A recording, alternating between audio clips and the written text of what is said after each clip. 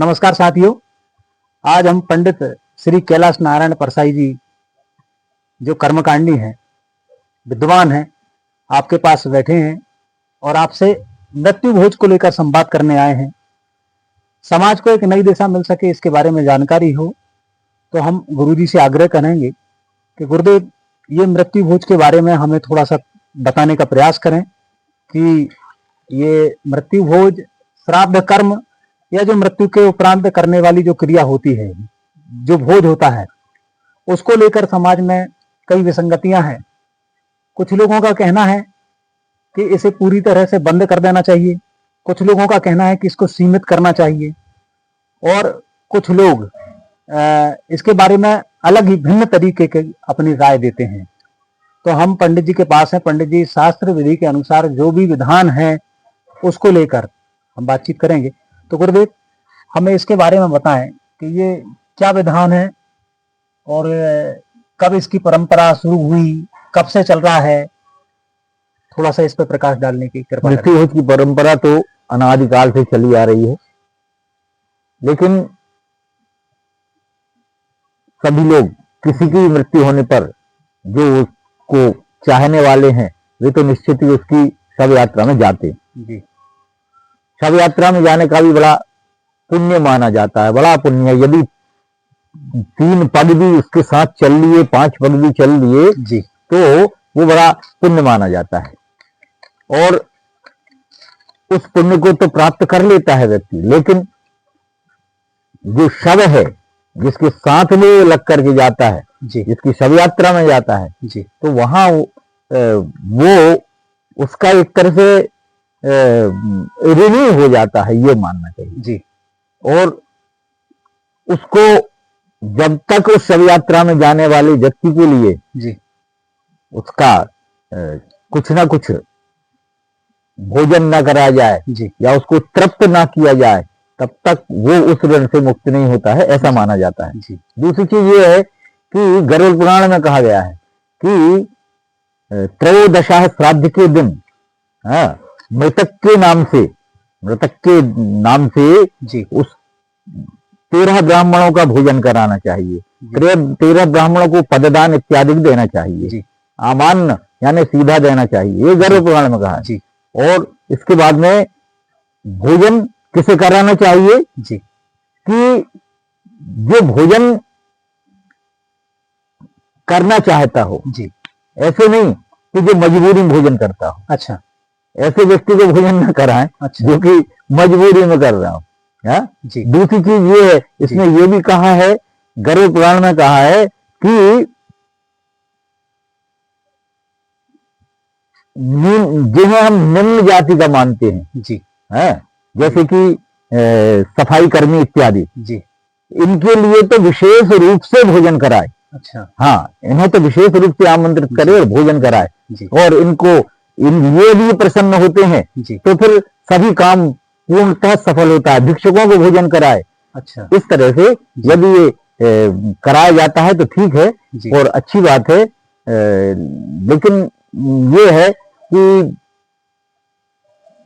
ब्राह्मण भोजन और उन लोगों का भोजन जो उसकी शव यात्रा में जाते हैं, उन लोगों का भोजन कराने में पुण्य ही मिलता है और उस मृत व्यक्ति के लिए उत्तम लोक प्राप्त होता है, ये गरुड़ पुराण में कहा गया है। तो ये मान्यता हमारे शास्त्रों की है, पुराणों की है।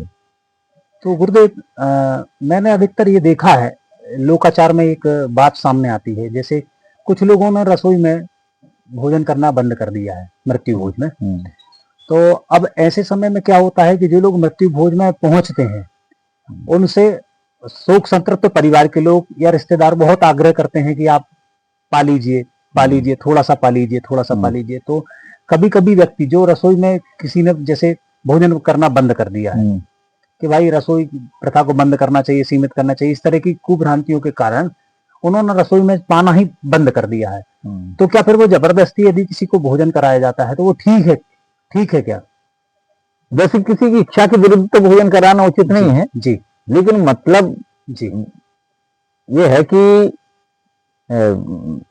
जो जी यदि कोई आग्रह करके कहता है जी, तो वो बात यदि मान ली जाए तो कोई बुरी बात नहीं है, लेकिन जी मतलब ये है कि इसका कई लोग ये भी कहते हैं जी। कि जिसके घर मृत्यु हुई है वो तो रो रहा है और हम खा रहे हैं। अच्छा जी, हाँ ये बात तो आती है। ये भी उचित नहीं है। कहा जाता है, गर्भ पुराण में कहा है जी कि उसका 10 गात्र पिंडादिक हो जाने के बाद में 10 गात्र यानी 10 इंद्रियों को मिला करके उसको एक नया शरीर प्रदान करते हैं जी और वो आगे अपने यमलोक की यात्रा के लिए आगे बढ़ता जी है। तो उसके लिए रोना नहीं चाहिए, अन्यथा उसे कष्ट होता है उस आत्मा को जो जा रही है जी स्वर्ग लोक को, या यमराज की यहाँ जो जा रही है नरक लोक को। यानी ये तो कहा ही नहीं जा सकता कि, क्योंकि प्राय यही कहा जाता है कि स्वर्गवासी। जी अब हाँ। स्वर्ग में जा रहे हैं जी या नरक में जा रहे हैं या कहाँ जा रहे हैं ये तो नहीं कहा जा सकता, लेकिन उस आत्मा को कष्ट होता है जब हम उसके लिए उसके कर्म के समय पर रोते हैं। जी ये इसलिए रोना भी उचित नहीं है। जी और उसके यहाँ खाने से आप अपने पुण्य उसको प्रदान करते हैं। जी उसके यहाँ उसका भोजन करके, अच्छा जी जी उसका भोजन करके आप अपने पुण्य उसे प्रदान करते हैं। तो क्या आप अपनी तरफ से उसको उस मृतात्मा को उसका उद्धार हो ऐसा उसको आशीर्वाद नहीं दे सकते क्या? हाँ बिल्कुल उचित है। नहीं तो इसीलिए ये प्रश्न आता है कि यदि मृत्यु भोज में हमने भोजन किया तो हमारे पुण्य छीन हो जाएंगे, पुण्य छीन, तो ऐसा ये बात आती है। तो ये उचित है क्या? मतलब ऐसा ये समझना तो आपका एक दान है। अच्छा जैसे कि जी युधिष्ठिर जी जा रहे थे स्वर्ग को, जी हाँ, स्वर्गारोहण पर जी सब, जी जब युधिष्ठिर स्वर्ग को जा रहे थे तो जब सदेह जा रहे थे तो उनको कहा कि तुमने अपने जीवन में एक असत्य बोला है। जी जो अश्वत्थामा नाम का हाथी मारा गया था और द्रोणाचार्य की उसमें जी मृत्यु हुई, जी तो वो असत्य बोला है, अर्ध सत्य बोला है, इसलिए तुम्हें कम से कम नरक के द्वार से जाना पड़ेगा। अच्छा तो नरक के द्वार से उनको ले गए। जी तो युधिष्ठिर ने कहा क्या कि प्रभु ये तो नरक में मेरे सभी लोग यहाँ हैं, तो फिर क्या किया जाए? तो कि मैं अपने सारे जीवन के पुण्य इनको दान करता हूँ। अरे क्या बात है, अपने सारे जीवन के पुण्य जितना सत्य मैंने बोला है सब कुछ मैं इनको दान करता हूँ। जी उस जैसे ये कहा है, ये संकल्प किया है, ये सब के सब स्वर्ग को चले गए। और युधिष्ठिर ने कहा हमने, अरे बिल्कुल मत रुको यहाँ पे। जी क्यों? क्योंकि अब तुम्हें पुण्य दान जो तुमने किया है उनको, उससे पुण्य तुम्हारा और करोड़ों गुना बढ़ गया। क्या बात, इसलिए अच्छा उदाहरण। इसलिए अब एक क्षण भी आप नहीं यहाँ रह सकते, इसलिए सीधे चलो। इसलिए पुण्य दान करने से उसका फल कई गुना हमें वापस मिलता है। बहुत अच्छी। तो ये महाभारत की कथा है। ये महाभारत बहुत अच्छी बताई आपने। मतलब ये हमारे श्रोताओं को ये जो वीडियो के माध्यम से जो देखेंगे सुनेंगे कि हम यदि मृत्यु भोज में पाएंगे तो अपने यदि पुण्यों को हम दान करते हैं तो उसको 100 गुना उसका पुण्य प्राप्त गुना। क्योंकि ये उदाहरण जो शास्त्रोक्त आपने जो बताया ये तो बहुत बड़ा विधान की बात आपने यहाँ पर कह दी। बिल्कुल है। अच्छा गुरुदेव एक बात और बताइए, कुछ लोग ये पूछते हैं प्रश्नों के माध्यम से कि इससे पहले क्या शास्त्रोक्त ये शास्त्र विधि से जो मृत्यु भोज होता है, ऐसा कभी किसी पूर्व काल में किसी युग में ऐसा कोई वाक्यांश कहीं आता है कि मृत्यु भोज हुआ हो, श्राद्ध कर्म हुआ हो, किसी ने खिलाया हो? जैसे मेरे पास एक प्रश्न आया था कि राजा दशरथ जी के शांत होने के बाद तिलांजलि दी, श्राद्ध कर्म किया, तो वहां पर मृत्यु भोज का ऐसा उल्लेख रामायण में नहीं है। तुलसीदास जी ने भी रामचरितमानस में नहीं लिखा है। हो सकता है उस पार्ट को क्योंकि उन्होंने छोड़ दिया हो, क्योंकि रामचरितमानस राम जी के चरित्र पे था, तो स्वाभाविक है, इसलिए उन घटनाओं पर पीछे तो नहीं जाते। लेकिन ऐसा कोई महाभारत में और कहीं उल्लेख है कि मृत्यु के उपरांत कोई भोज दिया हो? तो उस पर भी थोड़ा सा हमें बताएं। महाभारत में एक कथा आती है जी, हालांकि और भी जो मृत हुए हैं वो तो बहुत करोड़ों की संख्या में मृत हुए हैं जी। लेकिन महाभारत में जो कथा आती है जी कि भीम को जल में डाल दिया विष पान करा के जी, और भीम नहीं लौटे बहुत समय तक, तो कहा कि वो तो जल में गिर के ही खत्म हो गए जी। लेकिन उन्हीं के नाम से फिर ब्राह्मणों को भोजन कराया, प्रजाजनों को भोजन कराया, गरीबों को भोजन कराया, सभी को भोजन करा रहे थे। उन्हीं श्रेणी में, उसी श्रृंखला में, उसी लाइन में आ करके भीम भी बैठ गए जी। और भीम बैठ गए और वो भोजन करने लगे जी। अब उनको परसते जाएं, वो खाते जाएं, उनको परसते जाएं, वो खाते जाएं, उनकी क्षुधा शांति नहीं हो रही थी जी। फिर देखा कि भाई एक ब्राह्मण ऐसा आया है जो कि खाते जा रहा है, खाते हाँ। जा रहा है, खाते जी। जा रहा है, क्या जी। बात है। जी। तो माता गई, जाकर के देखा, जी। तो मन ही मन पहचान लिया। जी। और माता ने जैसे ही परसा है उनको और वो उनने भोजन किया है तो उनकी क्षुधा शांत हो गई। जी। तो माता जान गई कि मेरा भीम वापस आ गया है। क्या बात है। हाँ, तो शास्त्र में ये उल्लेख है इस हाँ, बात ये का कथा कि है, महाभारत की कथा। श्राद्ध कर्म हुआ है। हाँ, हुआ है। और जीवित व्यक्ति का, क्योंकि उनको तो मालूम नहीं था कि भीम नहीं, जीवित है। हाँ सही बात तो ये भी आपने बहुत अच्छी कथा हमें बताई। हाँ, अच्छा, एक प्रश्न और आता है गुरुदेव इस बारे में, और थोड़ा सा हमें बताएं कि कुछ अपने सनातन में कुछ जातियों ने, जैसे हम बात करें तो हमारे खंडेलवाल हुए, अग्रवाल हुए, माहेश्वरी समाज हुए, इनने निर्णय लिया कि हम रसोई नहीं करेंगे, हम मृत्यु भोज नहीं करेंगे। तो शास्त्र विधि के अनुसार जब ये कर्म होता है तो इसको लेकर हम अपने लोगों को क्या बताना चाहेंगे कि करना चाहिए, नहीं इसमें करना चाहिए? ये कहा गया है कि जी। जो संपन्न है जी। वो त्रयोदशाह के दिन 13 ब्राह्मणों को तो भोजन कराए ही। जी। हाँ, जी। क्योंकि ब्राह्मण जो है जी। वो उसके मुख में अग्नि का वास होता है। जी। हाँ, जी। ब्राह्मणोति मुख मासीद। जी। और भगवान का पूरा विराट शरीर का इसमें वर्णन कहा गया है। ब्राह्मणोति मुख मासीद बाहो राजन्याकृता जी। ऊरु तद्वैश्य तद्विगुण शूद्रो अजायत। इस तरह से कहा गया है, ब्राह्मण क्षत्रिय वैश्य शूद्र के बारे में कहा गया है। जी। हाँ, तो उसमें ब्राह्मण के मुख में अग्नि होती है। जी। और अग्नि से जो आहुति जाती है वो देवताओं को प्राप्त होती है। हाँ, क्या बात। अग्नि से जो आहुति जाती है वो देवताओं को प्राप्त। तो ब्राह्मण भोज अनिवार्य है। हाँ, इसलिए ब्राह्मण भोज अनिवार्य है।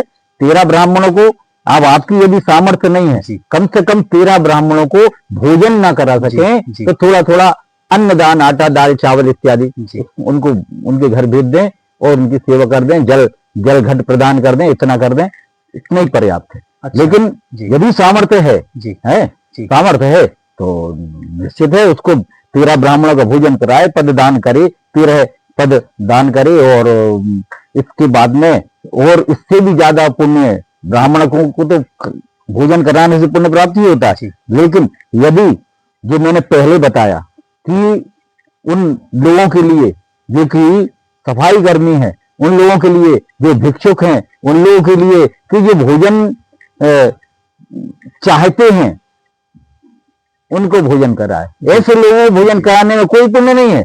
जो कि खाने के बाद में ये कहें कि अरे यार ये सब्जी में नमक ज्यादा हो गया या कम हो गया, ये हो गया, वो हो गया, नहीं। एकदम उस व्यक्ति को की आत्मा को आशीष देते हुए उस भोजन को ग्रहण करे और उसको आशीर्वाद देके आए। मतलब ऐसे लोगों को ऐसे लोगों को भोजन कराना चाहिए। ऐसे लोगों को भोजन कराने से कोई फायदा नहीं, या व्यावहारिक लोगों को भोजन कराने से कोई फायदा नहीं। तो फिर आपने जो बताया कि जो अंतिम संस्कार में सम्मिलित होते हैं वो एक तरह का एक ऋण जो है वो शोक संतृप्त परिवार के ऊपर और मृत आत्मा के ऊपर भी हो जाता है। आपने बताया कि यदि उनको हम भोज के लिए आमंत्रित करते हैं तो वो ऋण से उद्ऋण हो जाते हैं। उस ऋण से उद्ऋण हो ऐसे में 13 ब्राह्मणों की एक संख्या बताई। कुछ लोग कहते हैं कि 11, 21 ऐसा एक सम नहीं, मतलब 13 का एक जो आप बता रहे हैं कम से कम 13 होना चाहिए। तो क्या 13 ब्राह्मणों के साथ जो लोग अंतिम संस्कार में सम्मिलित हुए या जो लोग शोक व्यक्त करने के लिए 13 दिन के लिए गए उनके यहाँ, तो ऐसे लोगों को एक बार आमंत्रित भोज में करना चाहिए कि नहीं, या केवल 13 ब्राह्मण ही कर सकते हैं? और जो आपने बताया कि ऐसे लोगों के साथ उनको भोजन कराएं, जो आपने भी कुछ लोगों का उल्लेख किया है। हाँ, तो ऐसे लोगों के साथ में कराएं या अलग कराएं, लेकिन ऐसे यदि लोग अपनी इच्छा से भोजन करते हैं, उनको अपन ने आमंत्रित किया, वे आए तो अपनी इच्छा से भोजन करते हैं तो बहुत अच्छी बात है। क्योंकि कई लोगों का, कई ब्राह्मणों का भी ये नियम होता था कि किसी ने प्रणाम किया, हाथ उठा दिया, किसी ने प्रणाम किया तो उन्होंने जय हो कह दिया। यानी कई ब्राह्मण ऐसे या कई अपने से वृद्धजन ऐसे हैं कि जो केवल संकेत मात्र देते हैं, जबकि मुख से कहना चाहिए कि खुश रहो, प्रसन्न रहो, आनंद में रहो, ऐसी बात कहना चाहिए। तो ये आशीर्वाद तो आयुष्मान भव है, ये कहना चाहिए, लेकिन नहीं कहना चाहते। क्यों? क्योंकि वो अपने तप को क्षीण नहीं करना चाहते। अच्छा है, तो यदि भोजन करोगे तो आपका तप क्षीण होगा जी। तप क्षीण होगा तो आपको उसके लिए जब तप अनुष्ठान करना पड़ेगा, तभी तो उस तप की वृद्धि होगी। है, तो इसलिए कई लोग ऐसे हैं जो कि अपने तप को, अपने पुण्य को क्षीण नहीं करना चाहते जी। हाँ, इसलिए भी नहीं खाते जी। हाँ, तो एक प्रश्न और गुरुदेव हम आपसे ये करेंगे कि जो लोग जैसे शोक परिवार में शोक व्यक्त करने के लिए जाते हैं, 3 दिन के बाद ही वैसे अधिकतर लोगों को बैठना होता है, और उसमें क्या किया है कि 13 दिन के 11 दिन का जो भी अंतराल होता है, उसमें हम यदि किसी शोक परिवार में बैठने जा रहे हैं और वहां पर चाय के रूप में वो हमें चाय दे रहे हैं, पानी दे रहे हैं, तो क्या उसको ग्रहण करना चाहिए? यदि ग्रहण करते हैं तो क्या फिर हम अशुद्ध हो गए, फिर घर आकर हमें स्नान करना चाहिए? उसकी क्या विधि है, क्या? वैसे तो ये बात है जी कि जब तक मृतक सूतक रहता है जी, तब तक किसी को ना तो आया है तो उसके लिए उठना चाहिए कि आइए जी, है, या फिर उसके लिए आसन भी नहीं देना चाहिए। अच्छा जी जी, उस व्यक्ति को, आने वाले को आसन भी नहीं देना चाहिए। है, प्रत्युत्थान, अभिवादन जी, ये नहीं, अभिवादन भी नहीं करना चाहिए जी जी। हाँ, अच्छा, हाँ, मतलब वो शोक संतप्त परिवार के लोगों को ये करना चाहिए कि वो अभी बैठे हैं, हाँ, और कोई बैठे हैं, आए हैं, उनने कहा जा रहे हैं जी। अच्छा, तब उनसे राम राम कर सकते हैं? नहीं कर सकते, जा रहे हैं तब भी राम राम नहीं करना? अच्छा, अभिवादन तो करना ही नहीं चाहिए जब तक 10 दिन पूरे नहीं हो जाते हैं, या 10 गात्र पूरा नहीं हो जाता है, 2 शायक में सपिंडी नहीं हो जाता, 10 गात्र के बाद में अभिवादन वगैरह कर सकते हैं। लेकिन उनको तो पिलाना भी नहीं चाहिए, पानी नहीं देना चाहिए, और घर वालों को तो ये करना ही नहीं चाहिए। और इस बात को जानने वाला व्यक्ति यदि यानी ना जानते हुए यदि कोई खा पी ले तो उसको तो नहीं, लेकिन देने वाले को दोष लगता है। अच्छा, घर वाले को है। और यदि दोनों जानते हैं और दोनों हमारे यहाँ सूतक है और हमारे यहाँ नहीं है, और हमने पा लिया हाँ। तो इसमें दोनों दोष के भागी होते हैं, दोनों अधोगति को प्राप्त होते हैं। अच्छा, मतलब इसमें फिर ये हमारे शास्त्रों में कहा, गौरव पुराण में। तो कुछ लोग कहते हैं कि समाज में कहना है कि ऐसे समय पर चाय भी नहीं देना चाहिए। चाय भी नहीं देना चाहिए, हाँ। तो चाय वो अच्छा है, मतलब इसको हम ये कह सकते हैं कि चाय नहीं देना, तो इससे कम से कम ये तो होगा बिल्कुल चाय, यदि शोक संतप्त परिवार ने चाय दी, चाय पिलाने का आग्रह किया और हमने ग्रहण नहीं की, तो फिर उस परिवार को, शोक संतप्त परिवार को यदि लोग बैठे उनको बुरा लगता है, तो इससे तो फिर ये जो बैठने की जो प्रथा है उसमें चाय पानी बिल्कुल बंद करना चाहिए। बिल्कुल बंद करना चाहिए। बंद ये करना चाहिए जी, बंद वो नहीं करना चाहिए जी जो कि मृतात्मा की शांति के लिए भोज कराया जाता है। अच्छा, तो फिर गुरुदेव ये जो लौंग, इलायची, सुपारी वगैरह, तंबाकू वगैरह ये भी रखे रहते हैं? ये भी कोई नहीं, ये भी वो एक आग्रह के रूप में सब देने का। अच्छा, ये भी नहीं ग्रहण करना, ये रखना भी नहीं चाहिए, कुल रखना भी नहीं चाहिए। अच्छा, ना उनसे पानी की कहो, न चाय की कहो जी। लेकिन आजकल कुछ ऐसी लोगों ने अपने मन से परंपरा प्रथा बना ली है, लोकाचार के अंतर्गत है ये बात। वैसे तो मृतक परिवार के घर से जल भी ग्रहण नहीं करना चाहिए किसी को। तो यदि किसी को कुछ करना है, देना है, तो बाजू में यदि कोई परिवार है, मतलब आपका जो आपके कुटुंब का नहीं है कुल मिलाकर है, और यदि उसकी तरफ से कोई चाय की व्यवस्था, कोई इस तरह से लौंग इलायची की कोई व्यवस्था होगी, लेकिन घर तो उसी का रहेगा ना, तो घर के, हाँ ये बात तो है, तो घर में यदि देंगे तब भी अशुद्ध ही माना जाएगा। तो अशुद्ध माना जाएगा। अच्छा, इसके बाद आपने बताया कि हम यदि बैठने जाते हैं तो फिर वो अशुद्ध माना जाएगा कि नहीं माना जाएगा? यदि हमने 3 दिन के बाद में हमने कुछ नहीं पाया, मान लीजिए 3 दिन के बाद हम बैठने गए शोक संतप्त परिवार में, और उनके परिवार में बैठना हुआ, तो वो जो बैठने वाला व्यक्ति है, जो संवेदना व्यक्त करने गया शोक सभा में या जो कुछ भी है, तो वो अछूता या अशुद्ध मानेंगे, उसको नहीं मानेंगे? ऐसी परिस्थिति में उसने कुछ भी ग्रहण नहीं किया, 3 दिन के बाद में शुद्धि हो जाती है, अस्थि विसर्जन हो जाता है, अस्थि संचय, अस्थि विसर्जन ये हो जाता है। उसके बाद में ग्रह शुद्धि होती है, साफ सफाई होती है, मृतक के वस्त्र जो हैं वो बाहर कर दिए जाते हैं। ये सारी क्रियाएं जो होती हैं ये शुद्धि के लिए होती हैं। जी। ये शुद्धि क्यों होती है? जी। मृतक किस कारण से उसकी मृत्यु हुई है, हाँ जी, किस कारण से मृत्यु, जी जी उसका उसके वायरस उस घर में होते हैं। जी। कोरोना के समय पे नहीं देखा था? हाँ देखा, सही बात है, सही बात है। तो कौन किस वायरस से वो मरा है? जी। तो उसका वायरस का जो संक्रमण उस घर में परिवार में होता है, तो इसलिए उस घर की पूर्णतः शुद्धि होने के बाद में वो फिर वैज्ञानिक तौर से भी देखा जाए तो वायरस समाप्त हो गया। फिर उसके यहाँ यदि कोई जाता है, स्पर्श करता है तो फिर कोई बात नहीं, अन्यथा कोरोना के समय पे तो स्पर्श करना भी दूर था। हाँ दूर था, सही बात। हाँ, एक का एक हाथ स्पर्श करना भी दूर था, हाथ मिलाना भी दूर था, है? दूर से ही अभिवादन किया जाता था। इसलिए ये हमारी जो परंपरा हमारे सनातन से चली आ रही है, ये परंपरा बड़ी वैज्ञानिक है, बड़ी विशुद्ध परंपरा है। इसलिए इस परंपरा को किसी भी प्रकार से आरोपित या आक्षेपित नहीं करना चाहिए। तो वो फिर अशुद्ध, जैसे नहीं चाय पान नहीं किया, कुछ भी नहीं, तो वो अशुद्ध नहीं मानेगी। घर में आकर उसको फिर नहाने की आवश्यकता नहीं? नहीं, ऐसे कोई जरूरत नहीं। अच्छा, 3 दिन के बाद। 3 दिन के बाद। 3 दिन अच्छा, के बाद। क्योंकि अधिकतर क्या होता है कि लोग जो बैठने जाते हैं, अब ठंड का समय है, अब ठंड में किसी के यहाँ कुछ गमी हो गई है, जो कुछ भी, और वो बैठने गया, अब पता चला कि रात को 8 बजे आया है, ठंड अधिक है, व्यवस्था नहीं नहाने की, तो फिर क्या करे?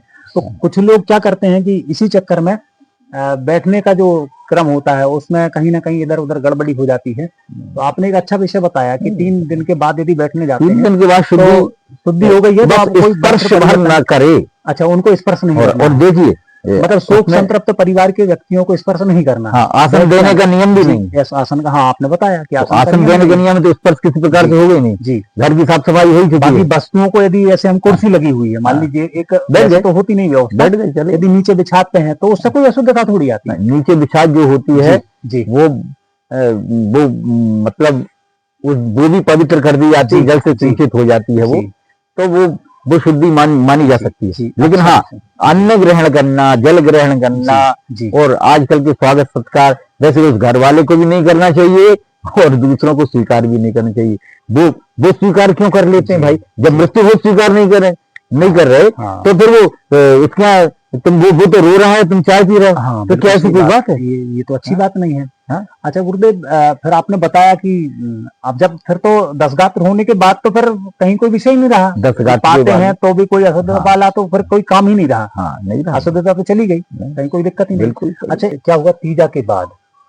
गमी वाले परिवार ने 13 दिन के लिए, 13 दिन का कार्यक्रम होता है, उन 13 दिनों में केवल 3 दिन तय फिक्स कर दिए कि ये इसी तारीख में बैठने के लिए आना है आपको, तीजा के बाद। अच्छा, तो वो उचित है या अनुचित है?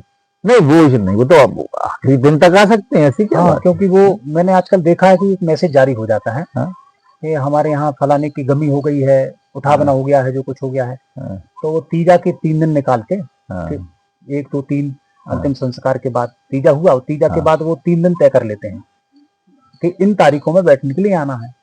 तो वो उसी की बात में, नहीं, वो तो सांत्वना देने तो जाने के लिए कोई समय निश्चित नहीं है कि 3 दिन के बाद क्या जी, वो तो बाद में भी जा सकते हैं, ऐसी कोई बात ऐसा कुछ नहीं है। मतलब हाँ, आजकल तो सोशल मीडिया, मतलब फोन पे संपर्क करके भी, फोन पे संपर्क करके हमारे थे, आप मिलेंगे क्या? हाँ, और फिर उसके बाद में फोन पे ही उनसे परमिशन लेकर के या अपॉइंटमेंट लेकर के चले जाते हैं लोग। हाँ जी, या फिर आगे चल के ये भी होता है कि नहीं मिला समय, रसोई में भी जाने के समय नहीं मिला तो चले गए, महीना भर बाद चले गए। लेकिन सांत्वना देने जाने में कोई हर्ज नहीं है, कभी भी जा सकते। शोक संतृप्त परिवार तो महीने भर भी मतलब स्वीकार करता कि नहीं, कोई भी शोक व्यक्त करने आ रहा है तो ये उसके लिए तो सांत्वना देने तो कभी भी जा सकते, बिल्कुल कभी। अच्छा गुरुदेव, अभी एक चर्चा का विषय और होता है बैठने को लेकर कि जो महिलाएं होती हैं, महिलाओं को बैठने के लिए नहीं जाना, या महिलाओं के बैठने की प्रथा को भी कुछ समाजों में सीमित कर दिया या बंद करने की कगार पर है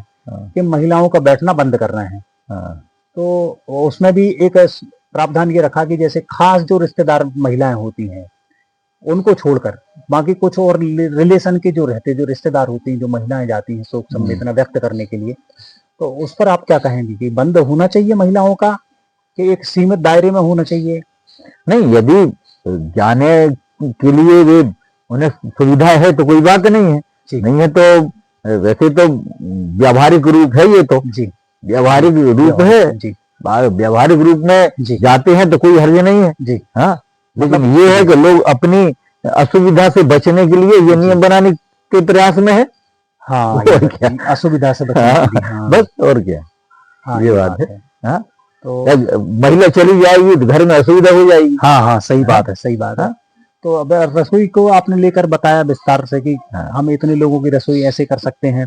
दूसरा आपने शास्त्र का विधान बताया, और मृत्यु भोज क्या है ये आपने स्पष्ट पूरा मृत्यु भोज एक यज्ञ है, यज्ञ है। जगत गुरु शंकराचार्य स्वामी अभिमुक्तेश्वरानंद जी ने मृत्यु भोज को लेकर कुछ कहा है।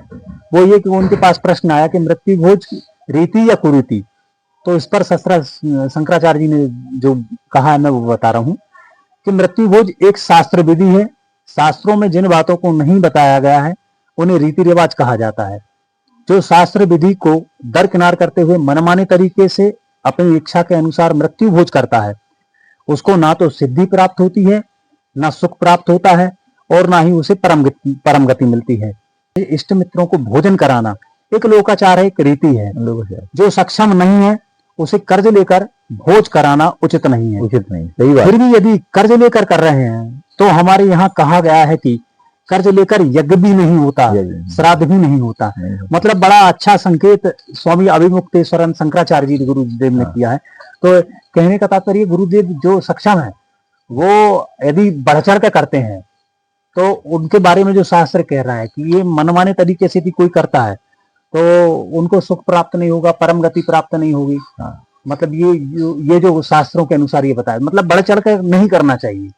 एक सीमित दायरे में रहते हुए करने की सामर्थ्य रखता है, जी जी है जी, तो उसकी तो कोई बात नहीं जी, लेकिन जो असमर्थ है जी तो उसको उसकी उपेक्षा भी नहीं करना चाहिए। जी हाँ, बिल्कुल, बहुत बढ़िया। कोई अन्याय ऐसा नहीं किया जी, हाँ, उसकी उपेक्षा भी नहीं करनी चाहिए, उसको और सांत्वना नहीं तो नहीं, कोई बात नहीं, बहुत अच्छा जी। हाँ, ये करना सीमित दायरे में एक रसोई करना चाहिए। मतलब कहने का तात्पर्य है कि आज और यदि किसी ने आपको नहीं बुलाया है जी तो फिर अरे वाह यार हमको बुलाया ही नहीं जी, हाँ, ये भी है, हमें बुलाया ही नहीं, हम तो गए थे मिट्टी में जी, हाँ, तो ये भी नहीं आना चाहिए, ये भी नहीं सोचना चाहिए। मतलब आपसे चर्चा करने के बाद हम अपने श्रोताओं को ये बताना चाहेंगे कि रसोई को बंद नहीं करना चाहिए। रसोई एक शास्त्र यथा सामर्थ्य करना चाहिए, यथा सामर्थ्य करना चाहिए और शास्त्र सम्मत है, शास्त्र विधि के अनुसार है। इसलिए ऐसी प्रथाओं को, प्रथा नहीं, ये शास्त्र विधि के अनुसार जब किया जाने वाला कार्य है इसको करना चाहिए, तो बंद नहीं करना चाहिए, सीमित दायरे में किया जा सकता है। जैसे कि दई दमान, बहन बेटी, अपने खास रिश्तेदारों को बुलाकर, और जो आपने 13 ब्राह्मणों का बताया, कुछ लोग कन्या भोज भी, कुछ 11-21 कन्याओं को भी बुलाकर भोजन करा देते हैं। कन्याओं का तो विशेष प्रकार से ये है जी कि नवरात्रि में देवी पूजन में कन्याओं को विशेष रूप से लेना चाहिए। तो इसमें बाकी हर जगह कन्याओं का अच्छा औचित्य खैर है, तो कन्याओं को भोजन कराना, लेकिन वहां पर औचित्य नहीं। अच्छा, तो यहाँ पर ऐसा नहीं, तो 13 ब्राह्मण और अपने जो खास रिश्तेदार, जैसा कि आपने बताया कि जो अंतिम संस्कार में दिया आया और उसको नहीं भी बुलाते हैं, तो नहीं बुलाने वाले को, नहीं आमंत्रित करने वाले को बुरा नहीं मानना चाहिए, नहीं मानना चाहिए। तो भाई हमको कार्ड नहीं आया जी, हमको कार्ड नहीं आया जी। हाँ, तो अच्छा आपसे बातचीत करके और बहुत आजकल तो ये प्रथा ही बन गई है, सब श्रद्धांजलि सभा जी, हाँ, इस पे श्रद्धांजलि सभा बन गई है। श्रद्धांजलि सक्षम होते हुए भी ये सब कर रहे हैं, सक्षम होते हुए भी कर रहे हैं, और शादी में जो कर रहे हैं जी, शादी में इतना वो अनाप शनाप खर्च रुचि भोग, और उसमें रुचि भोज रखते हैं और अनाप शनाप खर्च करते हैं। कम से कम जितना अन्न बनता है उससे आधा बेकार जाता है। सत्य कह रहे हैं। तो इसमें ये ना करा करके लोगों को सादर आमंत्रित कर रहे हैं आप पत्रिका में, तो उसमें लोगों को प्रेम से बिठाल के भोजन कराया जाए, उनकी रुचि के अनुसार, उनकी इच्छा के अनुसार भोजन कराया जाए, तो वो उचित है। नहीं तो ये उचित नहीं है कि इन्फेक्शन हो रहा है उसमें भोजन में, इन्फेक्शन हो रहा है, खाने वाला कैसे ही खा रहा है, कैसे ही ले रहा है, कैसे ही उठा रहा है, सारा इन्फेक्शन उसमें फैल रहा है। बिल्कुल सही बात। तो फिर उसमें बीमारियां नहीं बढ़ेंगी क्या? सत्य बात है। तो ये तो बंद नहीं कर रहे आप है, और ये बंद कर रहे हैं जिससे कि उसको पुण्य प्राप्त हो रहा है। सही बात है। इसमें का पुण्य प्राप्त हो रहा है, अन्न का कुहन हो रहा है, अन्न का नाश हो रहा है, अन्न को फेंक रहा है, ये नहीं हो रहा, इसमें क्यों करते हैं? सकते हैं। ये उचित नहीं है। हाँ, इस तरह का गिद्ध भोजन, मतलब आप हजारों की संख्या में हाँ? लोगों को आमंत्रित कर रहे हैं, शादी में भोजन करा रहे हैं, और जब उसी परिवार का व्यक्ति मृत हो जाता है, हाँ? तो उसके उपलक्ष्य में आप 100-200 लोगों को भोजन भी नहीं करा पा रहे। नहीं तो करा ये क्या मत कराओ, क्या विधान है? मत हाँ, कराओ 100-200 भोजन। हाँ। लेकिन ये कुरीति है जो अभी चल रही है शादियों में। जी जी, इसको कुरीति कहो, इसको कुरीति मत कहो। ये गिद्ध भोजन, हाँ, गिद्ध भोजन को कुरीति कहो, इसको कुरीति मत कहो। गिद्ध भोजन देना या वो चोरी भोज देना अपने आप में बड़ी शान समझते हैं, और 50 आइटम बनवाना अपने आप में बड़ी शान समझते हैं। सही बात है। और जब भी आइटम नाली में जाते हैं तो लगता नहीं है कि ये अन्न का कुअन्न हो रहा है, नुकसान हो रहा है। और यदि उसी अन्न को पशु खाते हैं, गाय खाती है, तब वो और मरती है, उसकी हत्या और लगती है इन लोगों को। तो आजकल तो गुरुदेव रसोई भी गार्डन से करने लगे लोग, और स्वरूचि भोज दे रहे हैं, उस पर क्या कहेंगे? वो भी उचित नहीं है।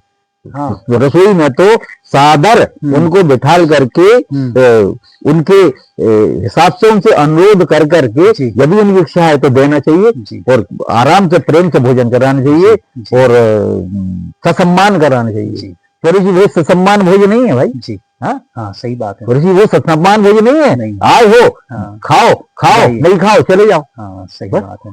ये क्या है? मतलब हम यदि शास्त्रों की बात करें तो जहाँ शास्त्रों को लोग खड़ा कर देते हैं, तो यहाँ पर भी शास्त्र का यदि हम उल्लेख करें तो शास्त्रों में इस तरह का उल्लेख पहले कभी नहीं आया होगा कि इस तरह का स्वरूचि भोज कभी कहीं हुआ होगा। नहीं, कहीं नहीं हुआ होगा ना। कभी कहीं हमने बैठने की परंपरा ही देखी है कि जब भी कहीं भोजन होता है, कुछ भी होता है, तो परोसने की व्यवस्था रामचरितमानस में या रामायण में उल्लेख जब राम जी के विवाह का आता है, तो वो जो भोजन परोसा ही गया है, पंगत का ही नियम। जो आडंबर आज के आधुनिक युग में मॉडर्न कहते हुए अपने आप को ये कि हम, अच्छा व्यवस्था वही लगती, स्वरूचि भोज भी आप दे रहे हो तो कर्मचारी वही लगने वाले, तो वो कर्मचारी क्या बैठकर भोजन नहीं करा सकते? क्यों नहीं करा सकते? कई जगह होता है। बिल्कुल। तो ऐसा कर सकते। यदि आप सनातनी हैं तो इस विषय पर सनातनी है तो सनातनी परंपरा पर चलिए ना। ये अंग्रेजी परंपरा पे क्यों जा रहे हैं? सही बात है। अब बहुत सारे विषय होंगे गुरुजी संस्कार को लेकर, अपनी सनातन परंपरा को लेकर, फिर आगे किसी नेक्स्ट पार्ट में हम आपसे बात करने आएंगे। आज आपने हमारा मार्गदर्शन किया, इसके लिए बहुत बहुत धन्यवाद। मिलेंगे नेक्स्ट। राधे राधे। राधे राधे।